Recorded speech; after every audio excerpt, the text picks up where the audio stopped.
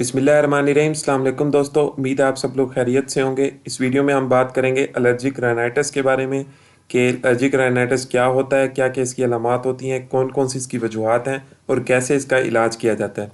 सबसे पहले अगर हम एलर्जिक राइनाइटिस की बात करें तो इसका लफ्ज़ी जो मतलब यानी लिटरली जो इसका मतलब होता है कि एलर्जिक मीन के कोई भी एलर्जन सबसे पहले आता है, और राइन मीन नोज़, और आइटस मीन इन्फ्लेमेशन, यानी किसी भी एलर्जन की वजह से नोज़ की इन्फ्लेमेशन हो जाना उसको कहा जाता है एलर्जिक राइनाइटिस।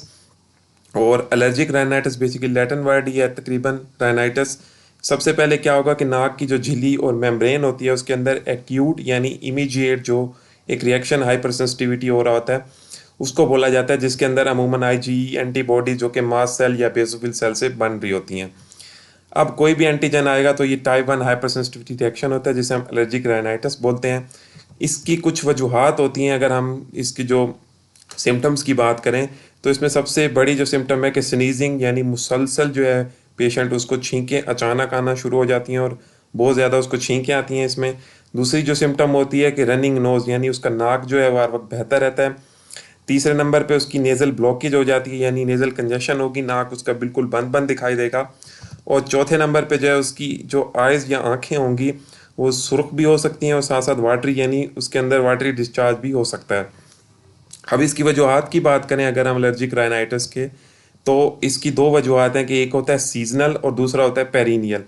अब सीजनल कौन सा होता है कि मतलब जैसे हम बात करते हैं अगर पोलन्स, बहुत ज़्यादा लोग पोलन से एलर्जिक होते हैं, यानी कुछ लोग ऐसे होते हैं जो कि फ्लावर से बहुत ज़्यादा, फूलों से बहुत ज़्यादा एलर्जिक होते हैं। कुछ लोग मुख्तलिफ़ किस्म के दरख्तों से एलर्जिक होते हैं, किसी भी दरख्त के करीब जाते हैं।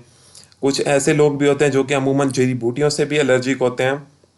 आपने अगर पाकिस्तान से तो आपने इस्लामाबाद का नाम बड़ा सुना होगा, वहाँ पे बहुत ही ज़्यादा जो है एलर्जिक, पोलन से बहुत ज़्यादा एलर्जी के लिहाज से ये शहर बहुत ज़्यादा मशहूर है। अब इसके जो सिम्टम है वो कुछ देर तक आएंगे, बहुत ही ज़्यादा आते हैं, बहुत ज़्यादा छींकें आएंगी 1 से 2 घंटे के दरमियान। दूसरे जो हैं पेरिनियल जो कि पूरा सारा साल चले रहते हैं, उसमें क्या है कि हाउस डस्ट जो है उससे बहुत ज़्यादा एलर्जिक हो सकती है।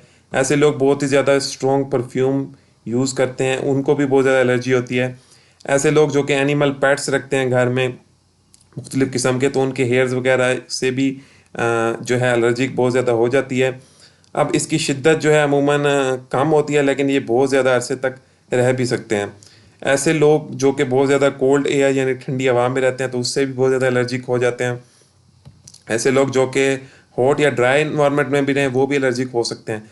तो बेसिकली इन अ नटशेल अगर हम कह सकते हैं कि सीजनल भी है और पेरिनियल भी है।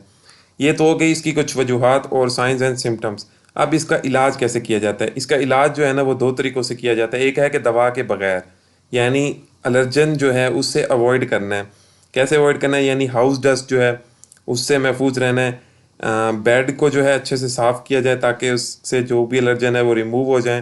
पेट्स वगैरह से दूर रहें। खिड़की वगैरह जो है अमूमन खुली रखें। पिलो के कवर्स वगैरह जो हैं उनको बार बार चेंज करते रहें। खिड़कियों को मतलब घर को अच्छे से साफ़ रखने से इस तरह के एलर्जेंस जो हैं उससे काफ़ी हद तक बचा जा सकता है। ये तो हो गया कि जो है दवाइयों के बगैर इलाज। अगर हम मेडिसिन से इसका इलाज करें तो बड़े ही मशहूर सबसे पहले इसमें दी जाती है एंटी हिस्टामिन, जो कि एंटी एलर्जिक भी जिसे हम कह सकते हैं, एंटी प्यूरेटिक। उसमें जो है सेकंड जनरेशन अमूमन ज़्यादा इफेक्टिव होती है, जिसमें लोरेटिडीन होती है अमूमन 10 मिलीग्राम दिन में एक बार यानी ओडी में दी जाती है, और ये अमूमन सॉफ्टवेयर के नाम से आती है।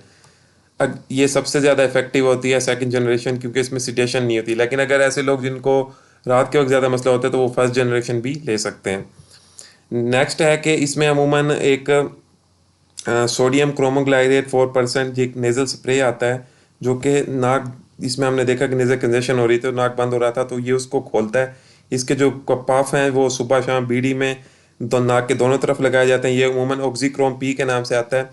ये बेसिकली क्या है कि ये मास्ट सेल डीग्रेनुलेशन इनहिबिटर है। इस ये बहुत ही ज़्यादा इफेक्टिव है। साथ में अगर ये चीज़ें काम ना करें तो उनको स्टीरॉइड्स जो है उसके नेज़ल स्प्रे दिए जाते हैं। उसमें सबसे पहला है कि बेक्लोमेथासोन जो है उसका नेज़ल स्प्रे आता है अमूमन राइनोक्लेनिल के नाम से। ये काफ़ी ज़्यादा इफेक्टिव है। दूसरा जो स्टीरॉइड का स्प्रे है वो है फ्लूटिकासोन 0.5% जो है अमूमन नेज़ल स्प्रे आता है। ये ये जो है फ्लिक्सोनेस के नाम से आता है। एक और है जो कि ब्यूटीसोनाइड जो है स्टीरॉयड, उसका स्प्रे आता है 5 ml, ये भी राइनोकार्ड के नाम से आता है। और आखिरी जो है स्टीरॉयड का स्प्रे वो है मोमेटासोन, वो भी 0.05 नेजल स्प्रे परसेंट के हिसाब से आता है। इसको जो है राइनीलोन कहते हैं अमूमन।